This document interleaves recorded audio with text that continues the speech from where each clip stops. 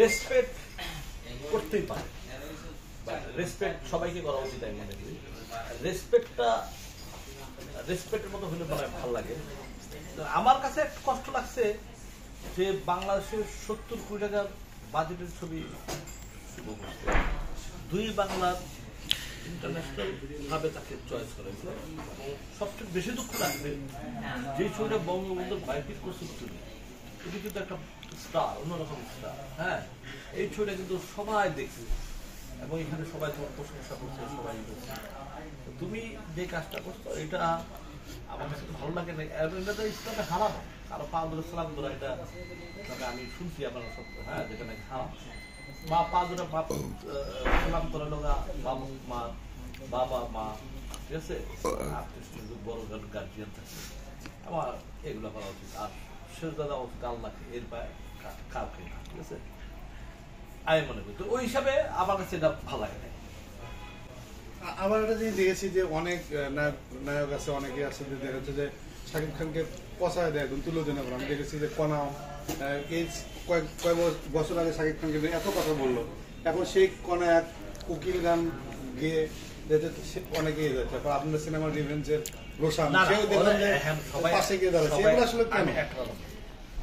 আমি করার ব্যাপারে বলতে পারবো না, আমি দেখিনি বা রসুন ব্যাপারে অনেকে প্রশ্ন করছে, কিন্তু আমার ভিডিও ছিল। আর ও যদি ছাগলের 4 নম্বর বাচ্চা হয়ে যদি 6 নম্বর লাইনে যে বসে থাকে, হ্যাঁ, সেটা তার ব্যাপার।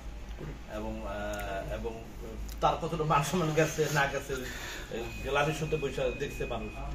এবং আমি একটা কথা বলি, হ্যাঁ, সেটা হলো কি, পৃথিবীতে কখনো চামচামি করে বড় হওয়া যায় না, বরঞ্চ পার্সোনালি রাখতে হয়, নিজের শরীর রাখতে হয়।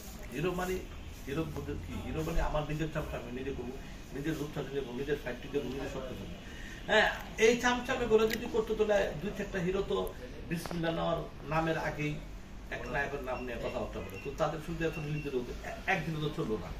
অর্থাৎ মানুষ কিন্তু যাতে চামচামি করে করুক ছবিটা। অনেকে আমাকে বলে যে আমি ব্যাপার কম তো করি, হ্যাঁ আমার না, বলতে আমারটাই দেখতে আসে, গাল দিলেও আমারটা দেখতে আসে, ঠিক আছে, যে কি বানাইছি দেখেই, দেখে একটা ভালো মতো একটা বলে আসতে, ঠিক আছে।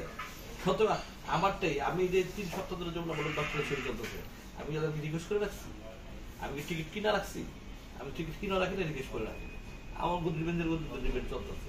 আর যেটা স্টার সিনেমা, সেটা তো আমার ব্যক্তিগত ইকবালের সাথে শত্রুতা করে নামাইছে, সিনেমার জন্য নামায় না, সিনেমা তো খুব ভালো চলতেছে, ব্যক্তি ইকবালের জন্য নামাইছে। তো এইটা আমি এটা নিয়ে আর কথা বলতে চাই।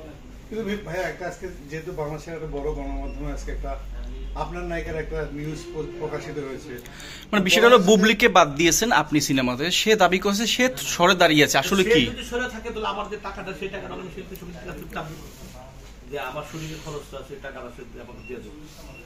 সাইনিং আপনি বলছেন যে সাইনিং করেনি, তাহলে তো সাইনিং না করে আপনার না, সাইনিং না করলে, সাইনিং যদি নাই করে থাকে তো শুটিং গুলো কি হবে?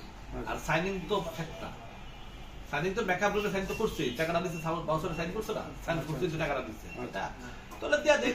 তাহলে আরেকটা কথা, যদি সাইনিং না করে, কক্সবাজার তো আমি সিনেমার শুটিং আগে তার বের করে দিচ্ছিলাম, ইউনিট থেকে আউট থেকে দিচ্ছিলাম, যে দরকার নেই বেরোয় যাও, ঠিক আছে, এই ম্যানেজার বলছিলাম গ্রুপ টুপ চেক করে অনেক বিমানের টিকিট কেটে দিয়ে দিন, চলে যান, আমি অনেক ছবি করবো না। তখন কেন 1 ঘন্টা পরে এসে আমার শুটিং আবার শুটিং, কারণটা কি ছিল বের করে দেওয়া? এগুলো আর বলা দরকার না, এগুলো যদি কখনো আমার বলতে হয় তখন বলবো আমি। Thank you. ওকে।